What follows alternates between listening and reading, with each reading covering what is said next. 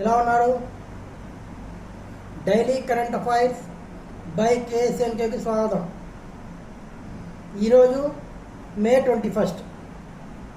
మే 21 యొక్క ప్రత్యేకత ఏమిటంటే మే 21న ఉగ్రవాద వ్యతిరేక దినోత్సవంగా జరుపుకుంటాం.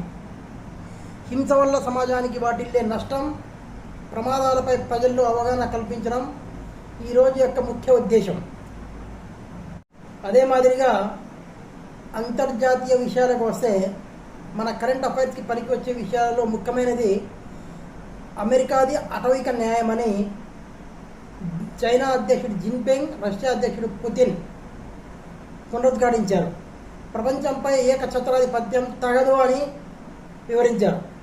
బహుధ్రువంగా ఉండాల్సిందే, దీర్ఘకాలికంగా కలిసి పనిచేద్దామని నిర్ధారించారు. బీజింగ్ భేటీలో జిన్పింగ్, పుతిన్ ఉమ్మడిగా ఈ ప్రకటనను ప్రకటించడం జరిగింది.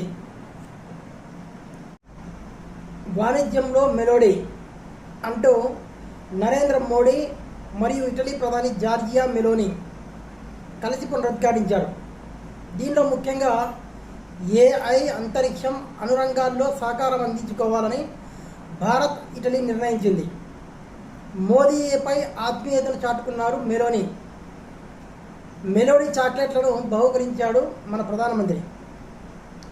ప్రస్తుతం ఉన్న ప్రత్యేక వ్యూహాత్మక బంధాన్ని మరింత బలోపేతం చేసుకోవాలని భారత్, ఇటలీ నిర్ణయించాయి. దీనిలో రోమ్లో కలుసుకున్నటువంటి ప్రధాని మోడీ, అదే మాదిరిగానే ఇటలీ ప్రధాని జార్జియా మెలోనీ ఇద్దరూ ఈ ప్రతిపాదనకు సహకారం అందించుకోవాలని నిర్ణయించారు. జాతీయ విషయాలకు వస్తే రాచనాగు ఒక ద డివైన్ మదర్, ఇది ఒక డాక్యుమెంటరీ. పేరు వినగానే త్యాగానికి మరో పేరు అయిన ఓ అమ్మ కథ అనిపిస్తుంది కదా. అయితే ఇది ప్రపంచంలోని అత్యంత పొడవైన విషసర్పాల్లో ఒక్కటైన ఓ రాచనాగు కథ. దీన్ని 18 నెలల పాటు శ్రమించి నిర్మించిన ద డివైన్ మదర్ చిత్రం ఈ ఏడాది సెప్టెంబర్లో జర్మనీలో జరుగుతున్న ప్రతిష్టాత్మక గ్రీన్ స్క్రీన్ అంతర్జాతీయ చలనచిత్రోత్సవానికి ఎంపికైంది. మరే పాము జాతిలో లేని అరుదైన ప్రవర్తన దీని సొంతం. ఆ ప్రత్యేకత ఏమిటంటే ఆడరాచనాగు గుడ్లను పొదిగి వెచ్చని గూడు కట్టుకుంటుంది. ఆ వెచ్చని గూడులో ఏ విధమైనటువంటి జీవులు లోపలికి రాకుండా ఎండు ఆకుల్ని, కొమ్మల్ని కుప్పగా చేస్తుంది. గూడు గట్టిగా ఉండేలా పదే వాటిల్లోంచి కదులుతూ సుమారు అడుగు ఎత్తు 3 అడుగుల వెడల్పు చేరుకునే వరకు కడుతుంది.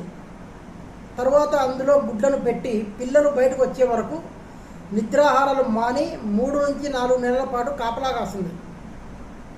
ఇతర పాములను తినే ఈ కింగ్ కోబ్రా ఆకలితో తన బిడ్డలను ఎక్కడ తినేస్తానో అని ఆ భయంతో గుడ్ల నుంచి పిల్లలు బయటకు రావడానికి 2-3 రోజుల ముందే ఆ ప్రాంతాన్ని వదిలి వెళ్తుంది. అందుకే పాము జాతుల్లోనే ఇది గొప్ప తల్లి అని ద డివైన్ మదర్ అనే వాణిజ్య చిత్రంలో చూపించడం జరిగింది. ఇది గ్రీన్ స్క్రీన్ అంతర్జాతీయ చలనచిత్ర ఉత్సవాలకు ఎంపికైంది.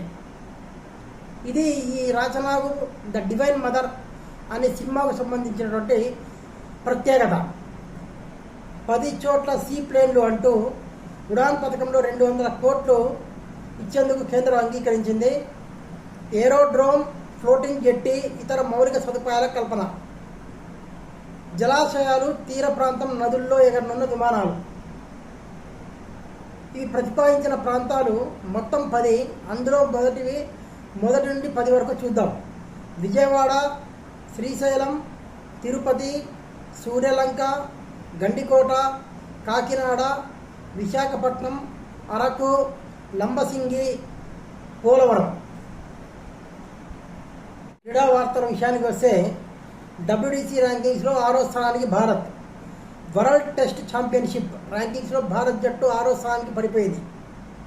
ఇప్పటి వరకు భారత్ 5వ స్థానంలో ఉండగా తాజాగా పాకిస్తాన్పై 2-0తో బంగ్లాదేశ్ ఘన విజయం సాధించడంతో ఆ జట్టు ముందంజ వేసింది.